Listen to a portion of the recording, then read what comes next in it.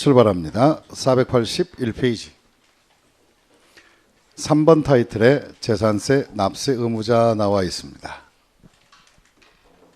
그럼 잠깐 칠판 보시면 과세 대상을 했으니까 납세 의무자가 누군지 어떻게 판단하는지 내용을 살펴보겠습니다. 재산세 납세 의무자다.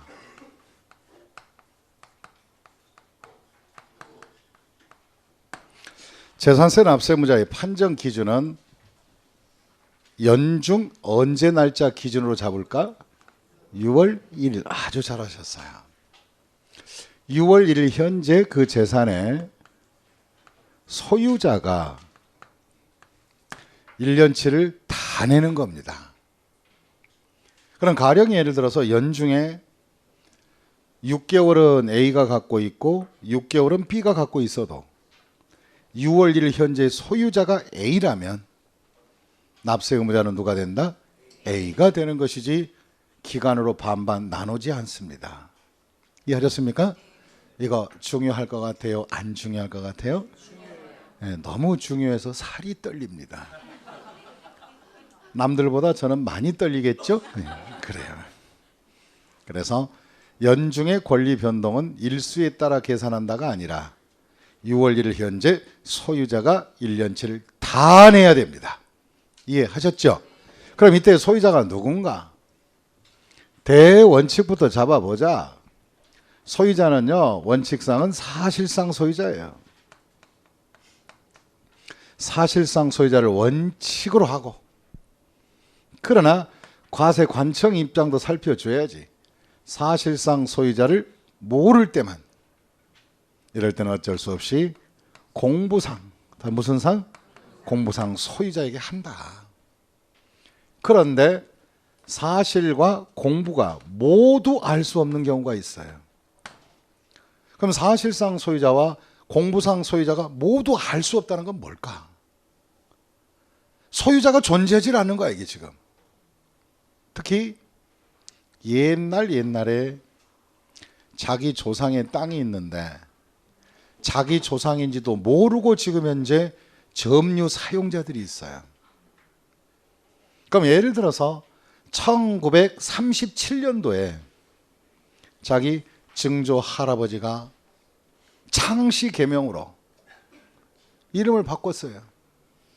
그래서 아직도 우리나라 토지 대장에는 명의 자체가 지구상에 존재치 않는 사람들의 이름들이 많아요.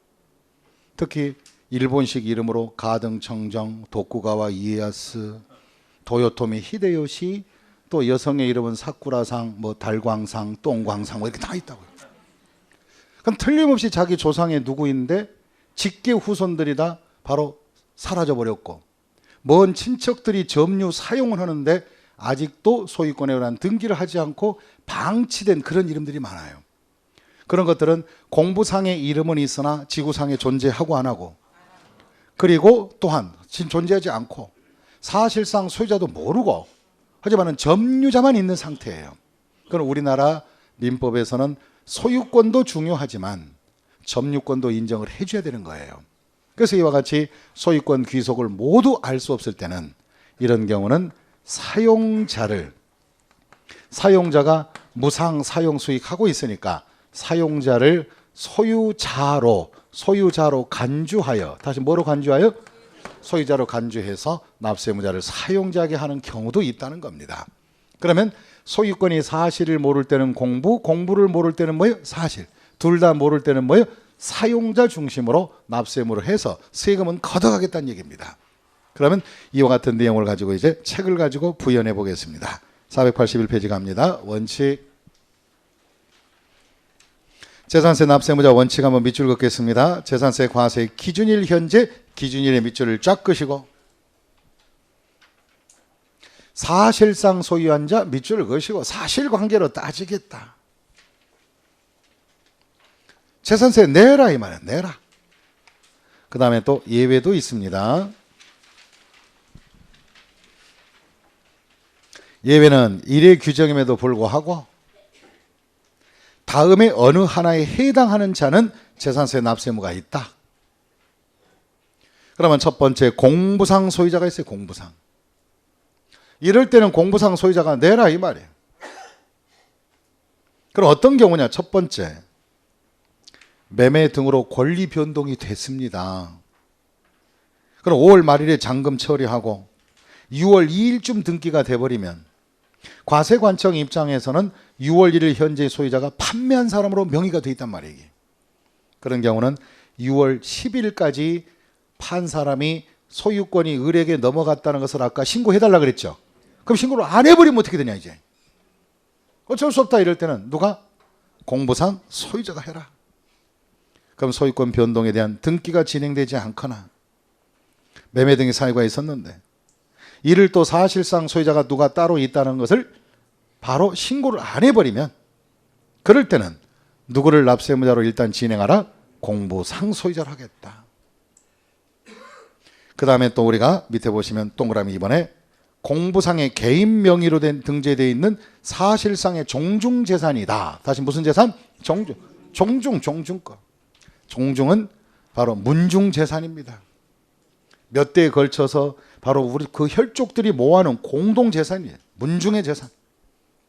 그럼 우리가 종중단체로 설립을 하게 되면 종중의 명의로 등기 능력을 갖게 되는 거예요. 종중이라는 게. 그럼 종중은 종중의 이름으로 부동산 등기할 수 있다 없다? 있다. 종중 설립을 하면. 그런데 이제 문제가 되는 것이 종중 것임에도 불구하고 개인 명의로 그냥 등기를 종갓집 종손 이름으로 그냥 해버리는 경우가 많아요. 그러면 과세관청 입장에서는 그것이 종중 것이라는 것을 알 수 있어요? 없어요? 없다고 그게. 그러면 차라리 종중의 것이라고 신고를 해주면 종중에게 부과하겠다는 거지. 그런데 종중의 것이라고 신고를 안 했으니 결과적으로 어쩔 수 없이 누구의 명의로 돼 있으니 개인 명의로 돼 있으니 그 개인 명의자에게 어쩔 수 없이 부과할 수밖에 없다. 그런 취지입니다. 무슨 뜻인지 감 잡으셨어요? 그럴 경우 그러는 거예요. 그러면 시험 볼 때 이렇게 나오면 어떡할 거야 이제? 종중 소유는 공부상 소유자가 납세무자가 된다. 맞아요? 안 맞아요? 틀린 거야 그게.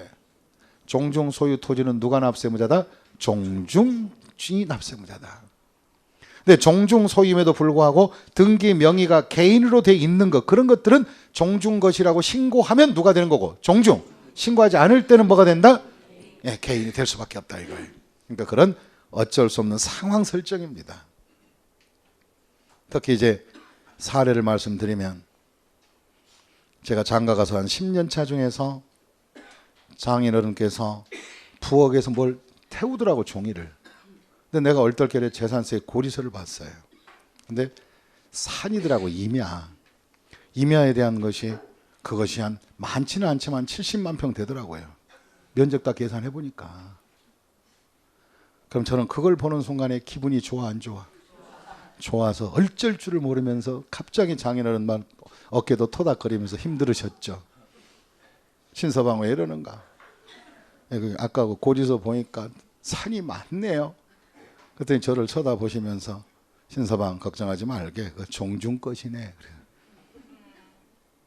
종중의 것이래. 등기만 돼 있대. 근데 왜 장인어른께서 재산세를 냅니까? 그랬더니 조용히 하래 나보고. 왜요? 그랬더니 이 사람아 돈 관리는 장모님이 하시는데 종중이 아니라 내 명의로 돼 있으니까 재산세가 나오면 누가 돈을 꺼내줘? 장모님 꺼내주고 그 돈을 낼 거 아닌가? 그럼 나는 그 영수증 가지고 시제 지낼 때 종중 가서 총무한테 종중 거 대신 냈으니까 돈 달라 해서 어쩐지 시제만 갔다 오시면 한 잔 거하게 취해서 오더라고요. 그래서 그 돈을 갖다가 바로 뭐냐? 바로 세금 세탁하시더라고요. 세금 세탁. 그럼 종중은 알고 있다 모르고 있다. 그건 종중이 내야 된다는 거. 알고 있는데 일단 개인 명의로 돼 있으니까 일단 나오면 나중에 영수증 가져오면 주겠다. 이런 식으로 된 거야. 협상이. 그래서 그런 식으로 지금 현재 수년간 한 30년 정도인가 40년인가 해오셨어요. 돈 계산해 보니까 그거 상당히 크더라고요. 그 돈 어디로 갔는지 알 수는 없고. 그러나 저는 이제 수포로 돌아갔고 생각 자체가 끝났고. 그래서 그와 같이 종중 아직도 소유 땅들이 개인 소유로 된 것이 많다 안 많다? 많다. 그럼 이제 왜 종중에서는 종중의 이름으로 명의를 옮기지 않고 놔뒀을까 한번 생각해 봐야 돼요.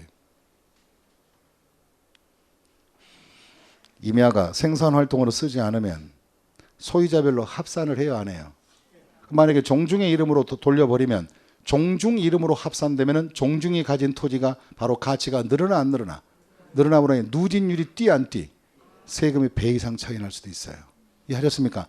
그래서 이렇게 분산을 하고 있다는 것이 바로 그런 취지였습니다. 이해하셨습니까? 그걸 참고하시고. 그 다음에 그 밑에 이제 연부매수계약자가 있습니다. 연부매수계약자의 밑줄을 쫙 그시고 이거 좀 생각을 해봐야 돼요. 우리나라 취득세에서 구경을 해봤습니다. 국가 등의 소유 토지를 특히 우리가 시골 같은 데 가시면 섬 같은 데 가시면 요즘 폐교된 초등학교가 많아요, 안 많아요? 옛날에는 고기가 잘 잡혀서요, 식구도 많고 사람도 많기 때문에 애들도 많아서 학교가 빠글빠글 했었어요, 옛날에. 근데 요즘은 바로 섬 가시면 큰 섬에 분교 하나 있을까? 다 일반 섬들 다 폐교가 돼버렸어요. 근데 그 경치 좋은 데 폐교가 되니까 국가에서 그 폐교된 학교를 관리할 수는 없으니까 이런 것들을 그냥 매각 처분하는 거예요. 근데 만약에 국유의 국가의 소유 토지를 갑이라는 자가 연부매수 계약으로 체결을 했다, 계약을. 그래서 바로 100억의 계약을 하고 계약금 20억을 주고 그 다음에 또 1차, 그 다음에 2차, 그 다음에 3차, 4차에서 마지막에 총 100억을 주기로 하고 이런 식으로 연부 약정을 했다면 우리나라 취득세에서는 2년 이상의 장기 할부는 뭐라고 그랬어요? 연부. 그럼 취득세 매길 때는 계약금 지급한 날 요걸 기준으로 해서 일부 계약금도 요거 줄 때 연부 취득한 취득세 내라 그랬죠. 그 다음에 취득세 다 내고 있는 거 아니에요. 이 소리는 연부 취득은 분할 소유권을 인정하고 있다는 거예요. 무슨 소유권? 일부 소유권을 인정하고 있다는 거예요. 잔금 치를 때 완전 등기가 넘어가겠지만 치르기 전에 일단 연부 매수 계약자들이 매수 계약금을 지급할 때마다 취득세를 내고 있다면 여기까지는 취득세에 관련된 내용이다 이 말이에요. 그런데 만에 하나 이자가 국가에서 일부라도 분할 소유권을 가졌으니까, 사실상 분할 소유권을 가졌으니까 너에게 이 국유 토지를 사서 뭐 연수원 같은 거, 뭐 청소년 수련장 같은 거 운영하려면 미리 사용권을 주겠다. 완전한 잔금 지급하기 전에 사용권을 주는데 사용권을 무상으로 주면, 뭘로 주면? 무상으로 주면 국유토지 전체를 갖다가 완전한 소유도 아니면서 매수계약자가 그냥 공짜로 얻어 쓰는 거 아니에요 이게 지금. 그러면 보유 과정 속의 재산세는 누가 낼 것인가, 그것이 문제가 돼요. 그 무상으로 사용권을 부여받았다면 바로 누구에게? 매수계약자에게 재산세를 부과해야 된다. 어차피 이들이 사용수익자가 되어버렸으니까. 그러나 만약에 유료로 임대료 내고 있다면 국가 등의 소유로 인정할 수밖에 없는 것이지.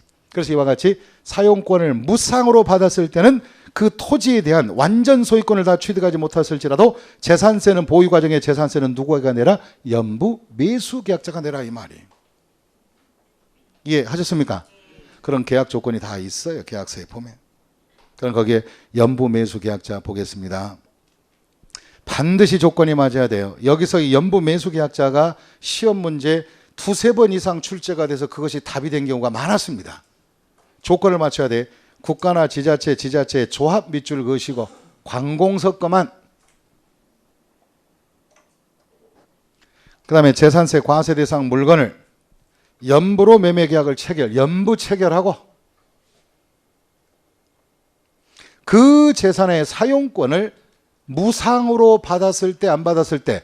받았을 때 무상에다 동그라미, 거기다 무상에 동그라미 치고 거기다가 별 10개. 시험 볼 때 아참은 틀립니다 이거. 사용권을 유상으로 받았다 할지라도 매수계약자가 납세무자가 된다 그러면 맞았다 틀렸다? 틀린 거고. 사용권이 뭐일 때만 무료로 미리 받아버린 거예요. 그 뜻입니다. 그 다음에 또 이제 그 밑에 주된 상속자 나옵니다. 주된 상속자. 상속이 개시됐습니다. 상속 등기도 안 했습니다. 그럼 6월 1일 이전에 돌아가셨는데 상속 등기도 안 하고, 그럼 어차피 상속 개시일의 소유권이 변동이 됐는데 등기를 안 해버렸으니 과세관청 입장에서는 답답하지. 누가 상속을 받은지도 모르고, 그리고 또 누가 이 재산을 어떻게 상속받았다는 바로 신고를 안 해버리면 그 재산은 어떡할까? 그러면 돌아가신 분 이름으로 묘지에다가 고지서 보내야 되나? 그럼 묘지에서 보내면 주무시던 분이 일어서 안 일어서 주거까지 내야 되냐 이거지. 안 되는 거야. 그래서 이와 같이 상속이 개시된 재산으로서 상속 등기가 이행되지 아니하고 거기다 밑줄 그으시고, 만약에 상속 등기가 되었다면 누가 내야 돼요? 그 등기 명의자가 내야지.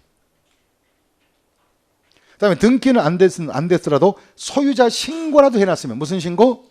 소유자 신고. 이 주택은 누가 받았고요. 그다음 절반은 누구고요. 절반은 이거, 이렇게 좀 해줘야 돼.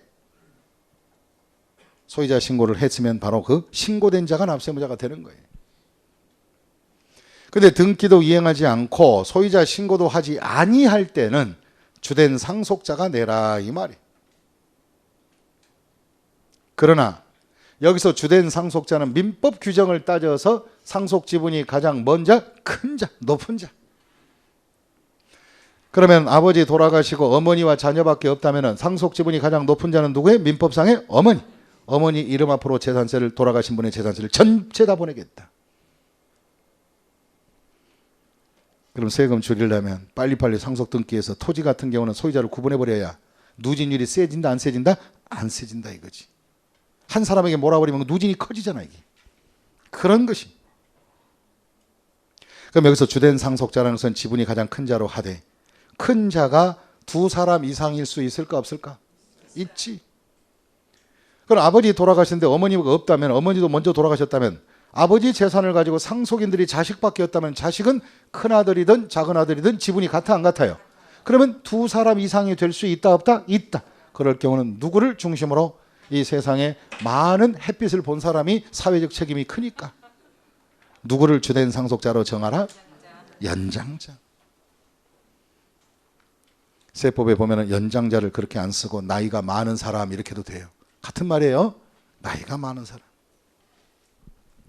근데 어떤 분은 이상하게 물어봐요. 쌍둥이는 누구를 해야 돼요? 쌍둥이도 형 동생 있어요 없어요? 아, 그렇지. 그 다음에 거기에 사업시행자 체크해 주시기 부탁합니다. 이 사업시행자는 아직 여러분들이 공법 시간에 도시개발법과 도시 및 주거 환경 정비 사업의 중에서 주택 재개발 사업 이런 것은 아직 진도를 안 나갔기 때문에 제가 체크해 드립니다. 요거 후일 도모. 그 다음에 사용자 나옵니다. 사용자가 되려면 첫째 공부상을 알고 모르고 사실상도 알고 모르고 아무것도 모르는 상태의 사용자. 그래서 거기 보니까 소유권이 공부이든 사실이든 귀속이 뭐예요? 분명하지 아니하여 소유권자를 알 수 없는 경우에 사용자에게 하겠다. 그럼 점유자를 하나의 소유자로 세법상만 인정하는 거예요. 민법상은 인정하는 거 아니에요. 세법상은 사용자를 소유자로 간주 처리하겠다 이 말. 이 사건 중에서 제 친구 하나 있습니다. 제 친구가 서울 저쪽, 아니 서울에 있다 인천 그 동암역이 있는데 십정동이라는 그 동네가 있어요. 근데 그 동네 전세 살고 있었는데 그 친구가 어느 날 갑자기 저한테 전화가 왔어요. 성령아, 그래서 왜? 야, 집주인이 따로 있는데 왜 나한테 재산세가 나왔냐? 그렇게 얘기한 거예요. 난 또 뭐라고 얘기를 했냐? 그러면 혹시 두세 달 전에 그 십정을 관할하는 구청에서 너에게 뭐 사용자 지정 신청 뭐 이런 쪽지 왔더냐? 그래서 뭐 하나 왔길래 써서 줬대. 그게 뭐 왜 썼냐? 그때 그 뭐 내용은 모르겠고 인구 조사인 줄 알았대. 걔는 이 행정에 대해서 잘 몰라요. 잘하는 것은 오로지 선박 엔진 수리만 잘해. 그 친구가 이 친구예요. 그래서 내가 이제 다시 물었죠. 사용자 지정 신청이라는 것은 무주물이 돼버리면 재산세 부과할 때 문제가 생기니까 그냥 무상으로 사용자로 지정해서 네가 재산세를 낸다 그런 것을 동의한 것이다. 그럼 내가 다시 물었지. 그 집주인 돌아가셨지. 어떻게 아니나 보고. 그렇다. 혹시 그분 이북 오도민 아니야? 어떻게 아니야? 황해도 출신이래. 가족 하나도 없지. 그렇대. 그럼 왜 그런 줄 아냐 그랬더니 왜 가족이 없냐 그랬더니 얘기해 주더라고. 18살인가 9살 때 황해도에 있는 이쁜 동네 아가씨랑 결혼했는데 인천에 와서 장사하다가 휴전선이 가로막혀버린 거야 이게. 올라가는데 그때 당시 가로막자마자는 뭐 며칠 이내 몇 달 이내에 다시 튼다는 소문들이 있었을까 없었을까. 그때 당시는 그게 영원히 이렇게 분단될 줄 몰랐지. 장사하다가 북에 있는 와이프 기다리면서 바로 그때 당시 70이 넘도록 수절하고 계신 거야. 그거 기다리면서 항상 자기 기억에는 뽀송뽀송한 이쁜 마누라밖에 생각 안 나지. 거기서 필름이 끊긴 거니까. 자기는 늙어서나 아직도 20대 마누라만 생각하는 거야. 그거 기다리면서 역시 이쪽에 계신 분들이 성격상 결심이나 이런 것이 지독하긴 지독해. 그래서 우리가 북에서 오신 분들이 열심히 장사해서 돈 많은 사람들 많아요 안 많아요? 주로 많아요. 성격이 쫙쫙 같아요. 그래서 내가 물어봤지. 야, 그 정도 수절하셨으면 대단하다. 내가 이거 꼭 학원 상들한테 한번 물어보겠다. 그러면 이게 70년 분단 동안에 북에 돈 마누라를 기다리면서 장가도 안 가고 계속 그 자리에서 장사하고 돈만 벌었다면 우리 앞에 계신 분 입장에서는 그런 상황이라면 결혼했을까요? 아니면 수절했을까요? 지금까지? 한 달 참기 어려웠을 거다. 그래서 이제 그 얘기를 해줬더니 그러면 이제 전세 보증금은 누구한테 돌려받니 이거? 걱정하지 마라. 우리나라에서는 점유시효라는 게 있다. 무슨 시효? 그 재산세 고지서가 너한테 나왔으면 그때 당시에 1년에 한 장씩 나왔으니까 20장 재산세 고지서만 모아서 나한테 가져오면 너에게 소유권을 여기에 가질 수 있는 방법을 내가 가르쳐 주겠다 그랬더니 우리나라에 그런 좋은 제도가 있네. 그래서 막 흥분하고 좋아했습니다. 그래서 재산세 한 10몇 장 정도 모아서 전화가 와서 술 한잔 먹고 야, 웬만하면 고지서 1년에 한 2-3장씩 안 보내냐. 너무 지겹다는 거예요. 그래서 모으는 과정에서 17장인가 8장인가 모았을 때 그 녀석이 또 술 한잔 먹고 전화가 왔어요. 야, 성룡아 큰일 났대. 그래서 뭔데? 근데 왜 이런 얘기할 때만 이렇게 집중력이 강하죠? 주택 재개발한대 거기.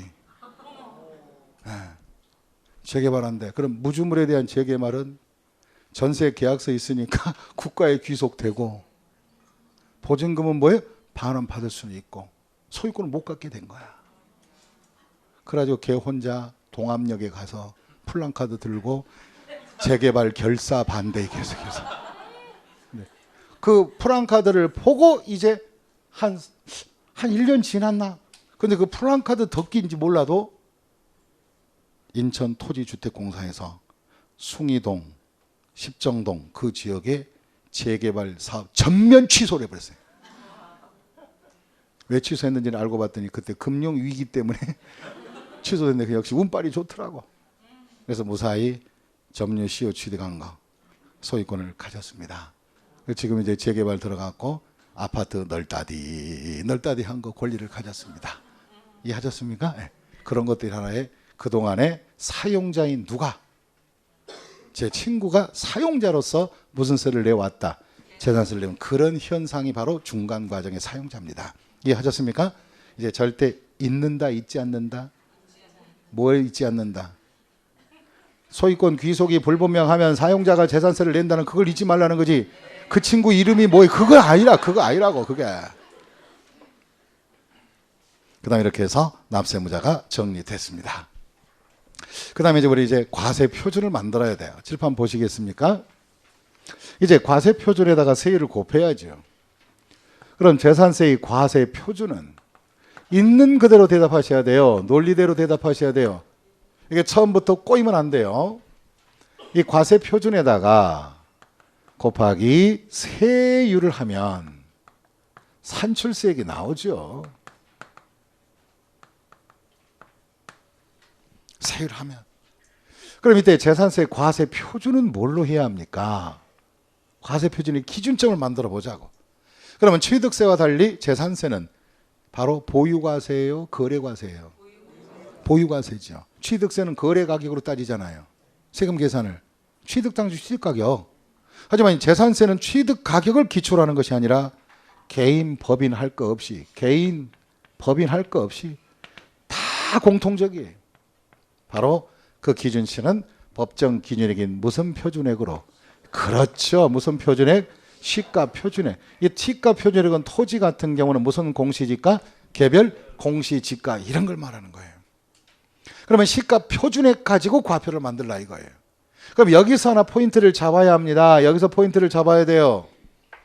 그럼 법인은 장부가 있고 없고, 법인 장부 가격과 시가 표준도 나타날 수 있죠. 그럼 장부 가격을 본다는 것은 취득세 얘기고, 무슨 세? 취득세는 거래 가치를 장부에 기록했으니까 증거력이 있다면 그 취득가격 인정해 주겠다. 그래서 우리가 취득세 공부할 때 사실상 취득 가격을 적용하는 6가지가 뭐가 있었어요? 시작. 국수, 공판, 장, 금까지 넣어서 거기에 장이 법인 장부야. 그럼 법인 장부는 취득세 할 때 얘기지. 재산세는 전혀 관계 있다 없다? 없다. 그럼 혹시 시험 볼 때 법인에 대한 재산세 과세 표준은 법인 장부 가격을 기준으로 한다 그러면 예스일까 노일까? 노. 틀린 것이다 이 말이에요.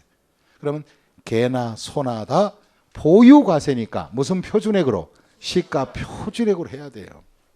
그러면 칠판 보시고, 그러면 시가 표준은 토지에 대한 재산세도 시가 표준, 그 다음에 건축물에 바로 뭐냐? 과표도 시가 표준, 주택도 개별 주택 가격인 공시된 시가 표준, 그 다음에 선박도 시가 표준, 그 다음에 항공기도 시가 표준액이야. 다 시가 표준액이야 이게 과표가. 그럼 한 방으로 시가 표준액 이렇게 가야 맞다 이 말이에요. 그런데 이제부터 그러면 도대체 거래 가격에 비하여 시가 표준은 대충 얼마가 됩니까? 이건 추정치예요. 만약에 어떤 사람이 재산을, 갑이라는 자가 예를 들어서 이 재산세 과세 대상을 재산을 취득했는데 취득가액이 1억이라면, 다시 한번 거래 가격이 얼마라면? 1억. 취득가격이 1억이라면 시가 표준은 1억보다 낮을까요? 높을까요? 낮아요. 법정 기준이. 그럼 대충 대략 계산하면 토지 같은 경우는 지역에 따라 다르겠지만 1억짜리 사면 시가 표준이 보통 한 6천에서 7천 선도. 됐습니까? 그 다음에 건물은 5천에서 바로 얼마? 6천 정도. 그냥 한 5천 잡읍시다. 절반도 안 돼요. 건물값들은. 그 다음에 주택은 한 8천만 원 정도, 한 80% 정도 상승이 있어요. 80%까지 올라왔어요. 그 다음에 선박과 항공기는 시가 표준이 1억짜리 취득했다면 선박과 항공기는 바로 시가 표준이 한 2천밖에 안 돼요. 그럼 같은 1억의 투자 대비해서 선박과 항공기는 시가 표준이 싸다 비싸다? 그러니까 얘네들은 세고 안 세고 얘네들은 낮죠. 그 이유가 뭘까? 이유가 뭘까? 그 이유는 간단해요. 토지, 건물, 주택은 평상시 거래가 많이 발생해요? 안 돼요? 거래가 되잖아요. 선박 거래하는 것보다 이건 많이 거래되잖아요. 그럼 작년도 거래 가치의 평균치를 따져서 시가 표준을 모델을 만들 걸랑요. 그러면 토지나 부동산의 시가 표준은 시세 가격을 기초로 만들게 돼요. 그런데 선박이나 항공기는 시세가 있어요, 없어요? 시세가 없어. 비행기 사봤어요? 뭐 이틀에 한 번씩 비행기 사나? 시세 형성이 안 돼요, 형성이. 그러다 보니까 선박과 항공기는 시세 가격을 감안할 수 없이, 어쩔 수 없이 원가법으로 계산할 수밖에 없어요.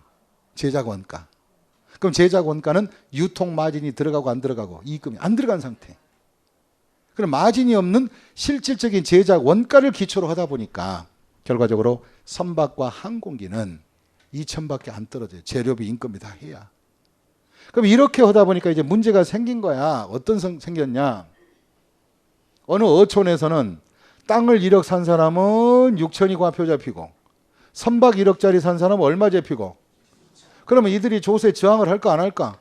왜 저항을 해? 시가 표준의 결정 방법에 대한 차이로 인하여 과세 표준 금액의 기준치가 엄청 차이 나잖아요. 그래서 결과적으로 부동산 쪽에서 조세 저항한 거예요. 선박 산 사람은 무슨 바로 뭐냐? 좋은 거고 부동산 산 사람은 뭐냐? 한마디로 이거 뭐 호구, 뭐 한마디로 뭐냐? 호구냐? 한마디로 쉽게 얘기해서 바보 멍청이들이냐? 왜 이렇게 재산세를 높게 부과하냐? 같은 1억인데도. 그래가지고 어쩔 수 없이 토지, 건축물, 주택에 대해서는 뭘로 하냐? 적용 비율을 곱해서. 무슨 비율? 적용 비율을 곱해서 그 바로 뭐냐? 가치를 하락을 시켜줍니다. 토지는 한 70% 적용해 줘요. 건물도 70%만 잡자. 주택은 또 이 가치가 좀 높게 평가됐죠. 같은 대비해서 주거는 더욱더 거래가 많으니까 또 주거 안정을 위해서 한 60%만 잡게 돼요. 그래서 적용 비율을 곱한 거, 이 적용 비율은 시장 가치를 감안한 적용 비율이에요. 그 곱해주면은 결국은 1억짜리 땅 산 것이 공시지가가 얼마라면 6천이라면 적용 비율이 몇 프로라면 70%라면 바로 얼마 정도? 4,200을 재산세 과표로 잡자 이거예요. 건물은 5천에 70%면 얼마? 3,500. 그 다음에 주택은 바로 60% 팔으니까 얼마? 4,800 정도. 그 다음에 이 적용 비율은 여기는 선박관계는 곱해 안 곱해? 이거 곱하면 안 돼. 얘는. 얘 때문에 문제가 된 건데. 이해하셨어요? 얘도 곱해줄까? 이왕 선심 쓴 거? 그게 아니야. 얘 때문에 문제야. 그러면 과표 잡을 때 선박과 항공기는 적용 비율 곱하고 왕복하고 액면 그대로 쓰고 그 다음에 부동산 쪽은 뭐 한다? 곱해서 써라. 그래야 어느 정도 가격이 내려갔어요? 안 내려갔어요? 내려갔기 때문에 어느 정도 조세장을 막자 이거지. 그럼 이런 경우에 건축물은 물건마다 그 다음에 주택도 한 채 한 채 물건마다 과표를 만들어서 세율을 곱할 거고 그 다음에 선박과 항공기도 물건마다 하는 거예요. 그러나 토지는 안 그래. 소유자별로 구분해서 적용비를 곱하여 합칠 것은 종합합산 아까 있었죠. 지역별로 합치고 별도는 별도대로 소유자별로 지역별로 합치고 분리과세 대상은 무슨 과세 대상은? 분리과세는 토지별로 과표를 만들면 돼요. 이것이 바로 재산세 과표입니다. 그러면 시험에 나올 만한 것이 뭐냐? 적용 비율은 뭐만 곱한다? 부동산은 적용 비율을 곱한다 안 곱한다? 부동산에 대한 재산세 과표는 적용 비율을 곱해서 한다 안 곱해서 한다? 곱해주라. 그 다음에 적용 비율은 주택은 몇이고? 주택은 60이야. 누가 또 70이라고 그랬어요? 아, 이렇게 빨리 틀리는 건 처음이에요. 저. 자, 주택은 몇이고? 60. 주택이 기억 안 나면 주택은 60이니까 쭉 곱한다고 해. 쭉. 다시 뭐라고요? 쭉 곱한다. 그 다음에 토지는 70, 건물도 70 이렇게 하는 거예요. 이해하셨습니까? 이렇게 해서 우리가 재산세 과표를 구해본 거예요. 다시 한번 정리하자. 적용 비율은 뭐만 곱한다? 부동산. 또 적용 비율은 주택을 제외한 나머지는 같다 안 같다? 같다. 곱하는 것 중에서. 이해하셨습니까? 또 법인 장부 가격으로 곱하는 것은 아니고 재산세는 법인 장부와 연관성이 있다 없다? 없다. 나중에 이런 것을 다 조목조목 적어서 기본서 반에 가면 제가 또 그때 틀리기 쉬운 지문들 바르게 고치기 다 정리를 해줘요.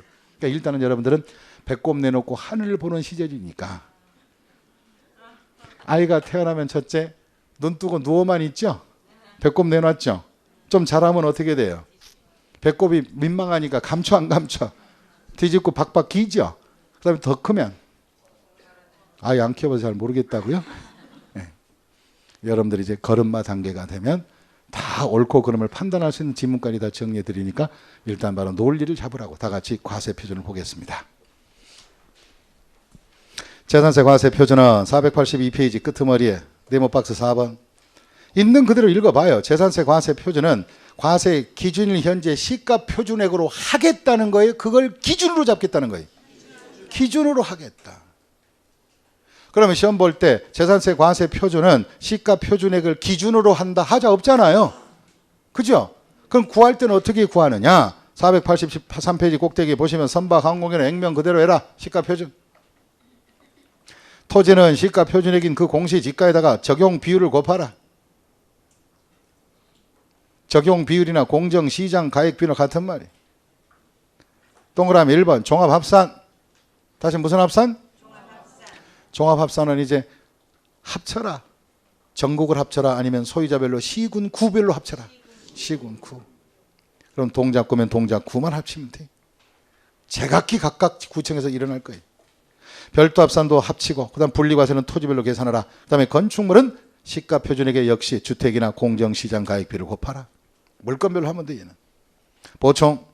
보충간의 두 번째를 뭔가 1, 2 보니까 1번 토지나 건축물은 50에서 90% 선 사이에 정해주겠다. 그러면 2019년은 얼마인가? 몇 프로 예정? 70%. 그다음에 주택은 시가 표준에 40에서 80까지 48로 하되 그 가운데 40에서 80%로 하되 그 한 가운데 올해는 몇 프로다? 60% 예정돼 있다. 그럼 예정이라는 것은 이 비율은 바뀔 수도 있으니까 크게 걱정하지 마시고 바뀌면 바뀐 대로 안 바뀌면 안 바뀐 대로 하면 되는 것이니까. 이렇게 해서 우리가 과표를 구했습니다.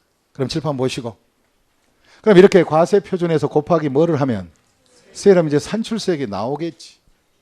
그럼 여기서 이제 재산세 세율이 어떻게 됐을까? 세율을 보는 거예요.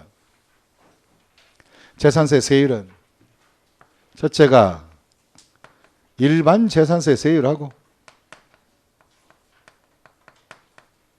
그 다음에 우리가 도시지역 안에는 도시지역분 세율이 있다.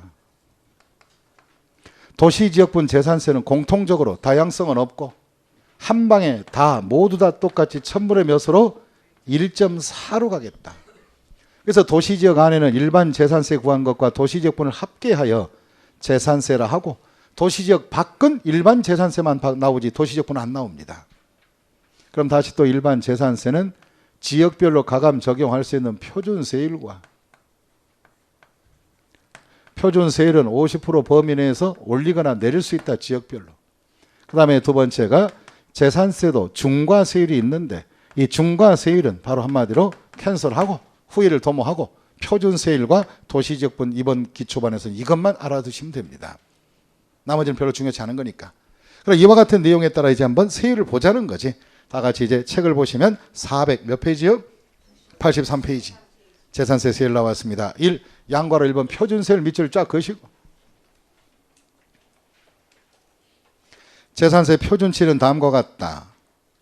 여기서 중요한 거 잘 봐요. 관할 지방자치단체의 장은 천재, 지병 등 사유가 있는 경우에 해당 재산세는 일률적으로 하지 말고 몇 프로 범위 안에서 50% 범위 안에서 그 다음에 절대적으로 중요한 게 나와요. 가감이 중요한 게 아니라 해당 연도, 천재, 지변 등이 발생한 연도만 해야지 지속적으로 할 수 없다. 그러면 우리가 취득세 공부할 때는 취득세 표준세율은 50% 범위 내에서 가감 조정할 수 있다. 여기까지만 있었지 올해 한도만 올해 해상 뭐 해라 이런 말이 없어요. 그럼 취득세의 조정권은 한 번 정해지면 다시 고치기 전까지는 계속 가는 거예요. 그러나 재산세는 그러지 마라. 이 재산세는 이런 사유가 있을 때만 가감 조정권을 주겠다. 그것도 그 바로 발생한 뭐 해당 뭐에만 연도에 한해서. 수년 전에 시험에 출제됐습니다. 뭐라고 나와 있느냐? 재산세 세율은 50% 범위에 가감 조정할 수 있으며 이 가감 조정권은 5년간 적용할 수 있다. Yes, no? No. 뭐가 된다? 해당 연도만 할 수 있다. 이 시군 구세다 보니까 시장과 군수, 구청장은 그 주민들과 가장 밀접한 관계가 돼야 안 돼요. 그럼 구청이 선심성으로 해서 구청장 선거 등을 할 때 나는 재산세 내려주겠다고 막 공약을 해버리고 이런 사태가 많이 발생한 거예요. 그래서 안 된다. 천재, 지변 등의 사유가 있을 때 백성과 유착이 강하니까 이 세금들은 그래서 안 되겠다. 그래서 이런 사유가 있을 때 그것도 해당 연도에 한해서만 적용해 주겠다. 이것이 바로 재산세 가감 조정의 특징입니다. 그 다음 밑에 그러면 토지부터 잡아보자. 토지에 대한 세율은 아까 우리가 종합합산 대상은 무슨 합산 대상은 종합합산 대상을 한번 보세요. 거기 종합합산 기업 종자에 동그라미 치시고 종합합산 대상은 다 모아서 의무자별로 모아서 그 과세 표준의 금액에 따라서 밑에 보시면 박스에 세율표가 나와 있어요. 첫 번째 칸에 합산해 보니 얼마가 안 되면 5천만 원 이하면 얼마? 1000분의 2만 하자. 그럼 2의 동그라미. 단계별로 올라가는 거예요. 5천만 원 초과 1억 이하는 3으로 가고 1억이 초과되면 묻지 마라. 1000분의 몇이다? 5로 가라. 그럼 종합합산은 종에 동그라미 쳤죠? 그럼 세율표 박스에 2에다 동그라미, 5에 동그라미. 쳤습니까? 그럼 적용하자. 종합합산은 무슨 누진이다? 종이오로 누진하라. 종합합산 종이오 이건 무엇이요? 종이요. 다시 한번 뭐요? 종이요. 종합합산은 종이지 뭐야. 나는 뭐요? 종이요. 그다음 별도 합산은 사업용 토지이다. 종합보다는 낮게 해줘라. 그럼 별도 합산 별에 동그라미 치시고 별 동그라미.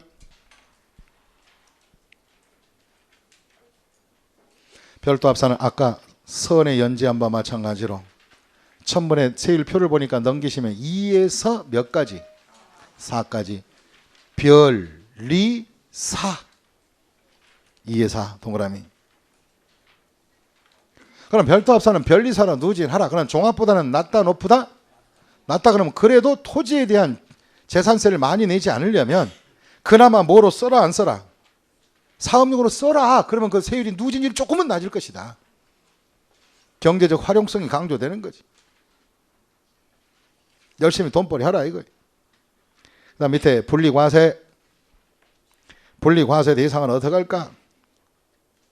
첫째, 토지별로 해당 세율을 적용하라.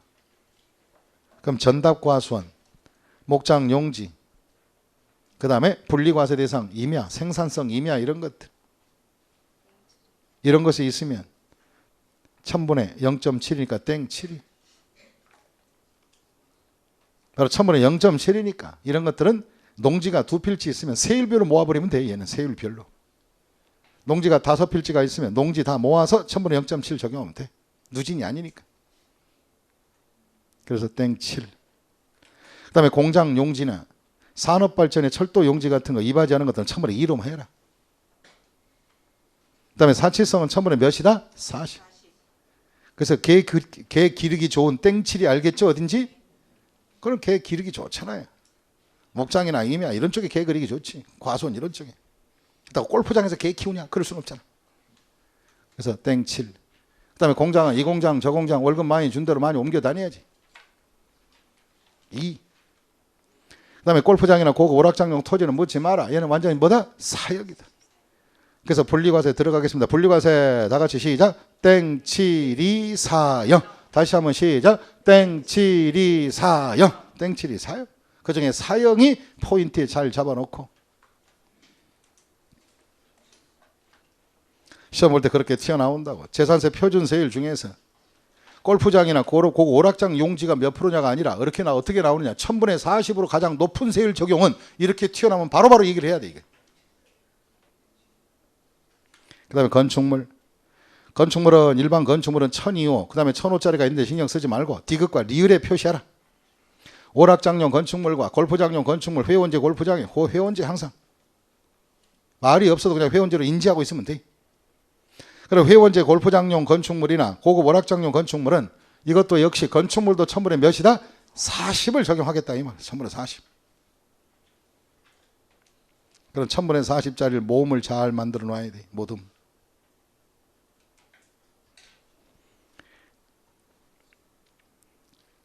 세율이 가장 높은 것들. 그 다음에 주택에 대한 재산세 세율. 주택에 대한 재산세는 주택별로 한다. 관할구역 안에 주택을 더해서 한 방에 곱한다. 그렇지. 원피스 하우스로 하는 거야. 한 채.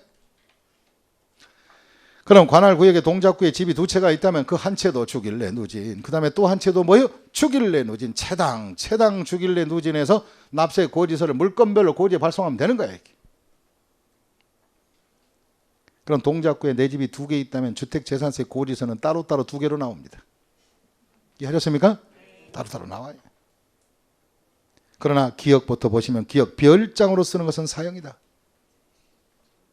주택을 별장으로 쓰면 사형이고 그 다음 밑에 니은에 주거용으로 쓰는 주택은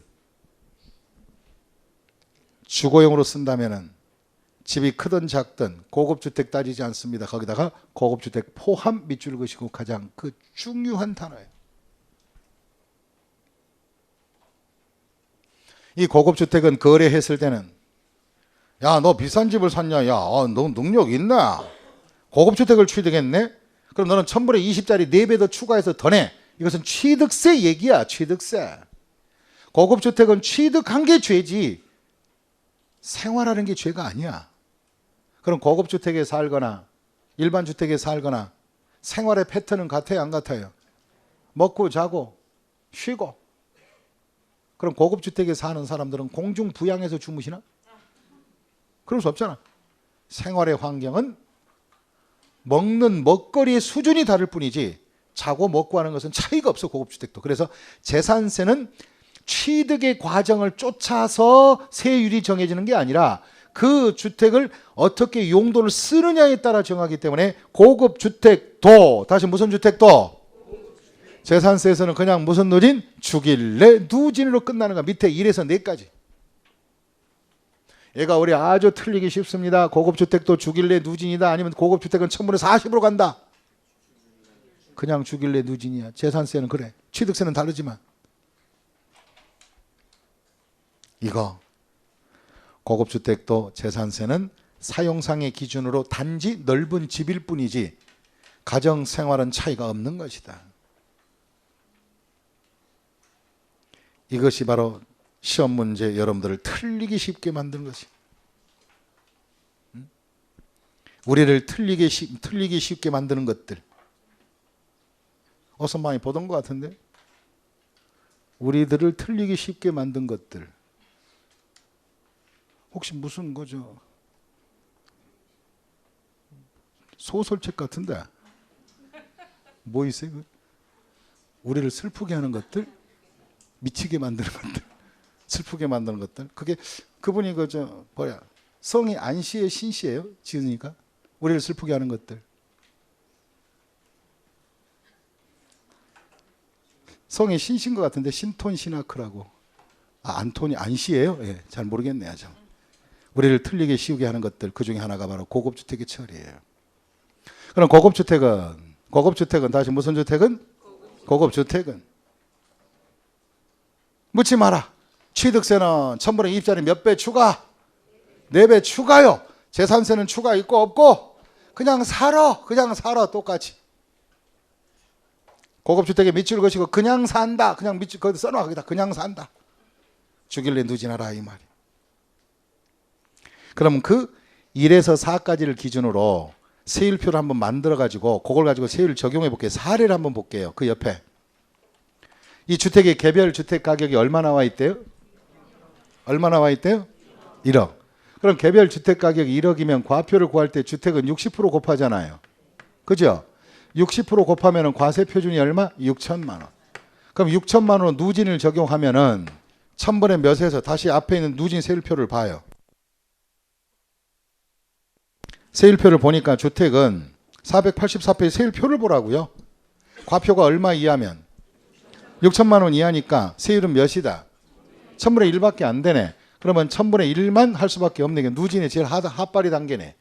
그럼 6천만 원에서 1000분의 1 하면 금액이 얼마 나온다? 6만 원. 얼마가 나온다? 6만 원. 이것이 1억짜리에 대한 실제 부담되는 주택에 대한 세금입니다. 그 다음 6만 원 나왔어요. 그 다음 밑에 선박 항공기. 선박이나 항공기 재산세 세율은 신경 쓰지 마세요. 지금 이제 부동산도 아까 공부 시간이 없는데 선박 탈 일이 있나? 놔두고. 그 다음에 양과로 이번에 재산세 중과세율을 놔두시고 후일 도모하고 큰 3번 도시지역 안 재산세. 그런 칠판 보시고 이쪽으로 가시면 도시지역 안에 있는 재산세는 세율의 다양성이 있었고 없었고 재산세는 다양성이 있었고 없었고 있었고 도시지역분 재산세 1000분의 1.4잖아요. 그럼 얘는 그냥 1.4야. 무조건 뭐 사치성 아니 따지지 말고 그냥 1.4로만 해서 추가로 받아서 도시계획 사업에 쓰면 되는 거예요. 그럼 여기 한번 보시고 이거 한번 구해보겠습니다. 이것이 만약에 도시지역 안에 있는 주택이었다면 아까 1억짜리를 기준으로 한다면 60% 곱해서 6천이 나왔으니까 6천에 1000분의 1하면 얼마가 나오고 재산세는? 6만 원은 재산세 나오겠지. 그럼 도시지역분이라면 6천만 원에서 곱하기 1000분의 몇이다? 1.4니까 금액이 6일은 6, 64, 24 얼마? 84,000원이 나오겠지. 이건 도시지역분이에요. 그럼 도시지역분 재산세가 84,000원. 재산세는 얼마? 6만 원. 그럼 오히려 더 도시지역분이 더 많죠. 그럴 수도 있어요. 그럼 여기에서 6만 원과 여기 재산세 84,000원을 더하면 얼마? 14만 4천 원. 그래서 이 사람은 재산세 고지서에 도시지역분을 따로 써주는 지역도 있고 합쳐서 그냥 재산세 얼마? 14만 4천 원 내세요. 이런 식으로 고지하게 될 겁니다. 그러면 도시지역분이라고 하는 것은 도시지역 안에만 존재하며 도시 지역 안에 존재하는 재산세들은 일반 재산세액과 그다음에 거기 박스를 보시면 돼요. 3번의 박스. 일반 재산세를 적용한 세액과 그다음에 다시 또 토지 건축물 주택에 대해서는 도시계획 사업하겠다고 1000분의 몇을 1.4를 1000분의 몇을 1.4를 적용해서 산출환세액 두 개를 합쳐서 도시지역 안에 무슨 세를 한다? 재산세로 하겠다 이 말이. 이해하셨습니까? 그럼 혹시 시험 볼 때 이 자료를 주고 재산세가 얼마냐 물어보면 얼마로 대답해야 돼요? 6만 원이에요? 아니면 8만 4천 원이요? 14만 4천 원이에요? 그렇죠. 이해하셨습니까? 그렇게 대답하시면 됩니다. 도시지역분을 포함하여 넓은 의미의 광의의 재산세라 합니다. 그다음 밑에 가면 이제 큰 5번째 재산세 비과세 대상 등이 나와 있는데 이 비과세 대상과 납세 절차는 잠시 후에 하겠습니다. 휴식하세요.